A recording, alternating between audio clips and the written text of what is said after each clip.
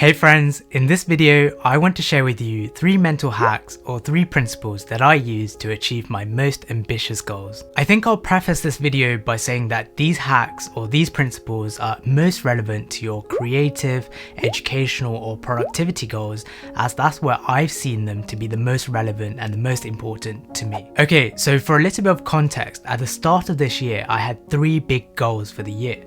I wanted to create a weekly newsletter, I wanted to create a YouTube channel where I post regularly, and I also wanted to read at least 40 non-fiction books. So far we've achieved the weekly newsletter with a growing community of more than 570 individuals, and I've also made a start on the YouTube channel for which the initial feedback has been mind-blowingly positive and really encouraging. So quite clearly this mental framework seems to be working for me, so I want to share everything that I use and everything that I've learned with you guys today. Right, so now let's explore the 3 principles in the same order that I like to think about them, but if you want to skip around, there are timestamps as well. By the way, if you're new here, my name is Yath. I'm a final year medical student studying at UCL in London, and on this channel I make videos about self-improvement, productivity and lifestyle. So if any of that sounds interesting to you, don't forget to hit the subscribe button. Right, so the first principle is to break down any big or any ambitious goal into the smallest subunits and then make a start there. Okay, so let me give you a personal example.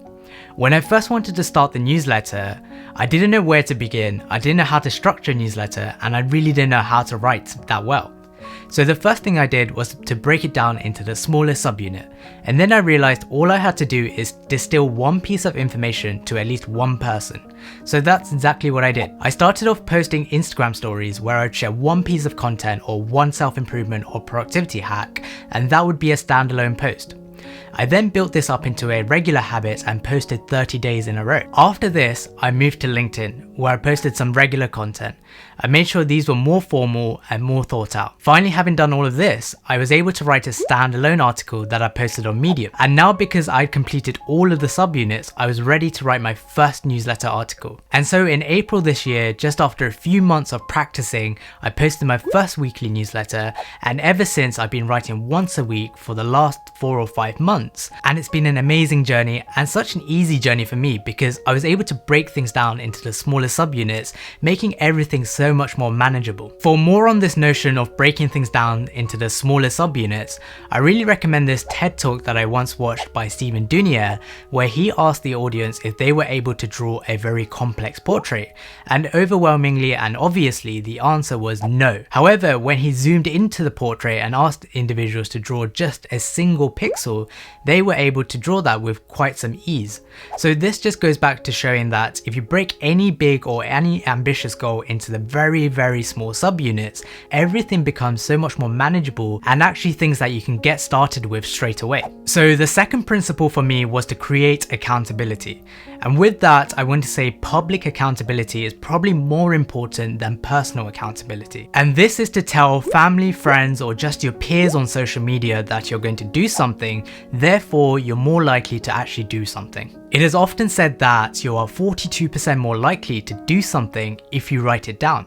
Therefore, I like to think that if you write things down in public, you're even more likely to do them. And personally, I did exactly this leading up to the launch of this YouTube channel. I had told a few friends that I would post at least 4 videos in August, and if I didn't, I would have to pay them an X amount of money. And obviously, just like any other sensible person, I didn't want to lose money, so I got started on YouTube. So whether you want to take it a bit further and add monetary value like me, or just want to build accountability more simply, doing this will allow you to be more accountable not only to yourself, but to your peers, to your family, to your friends, and therefore you're more likely to actually make a start. Okay, so the third and final principle is this idea of the 1% rule. There's even an entire book about the 1% rule, and it's this basic idea that if you became 1% better at a habit or a skill over the course of 365 days, so 1 year, you would be 37.78 times better by the end of the year compared to the start of the year. So as you can see, that's an exponential growth in your ability of performance over time. Personally, I think the number 1% is quite arbitrary and doesn't really mean anything.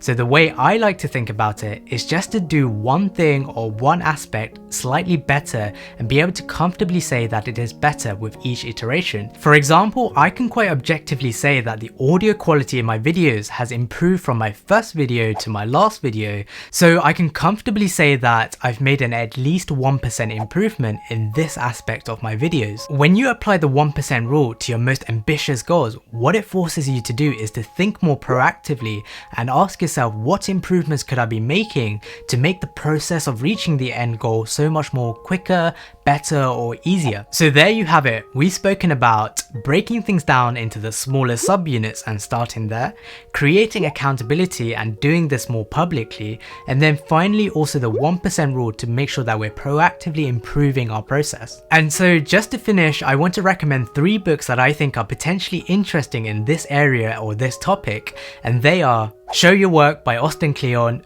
Can't Hurt Me by David Goggins, and finally, one of my all-time favorites, Mindset by Carol Dweck. Lastly, if you enjoyed this video, leave a like and a comment down below, and if you haven't already, subscribe for more regular content. Thanks for watching, and I'll see you in the next one.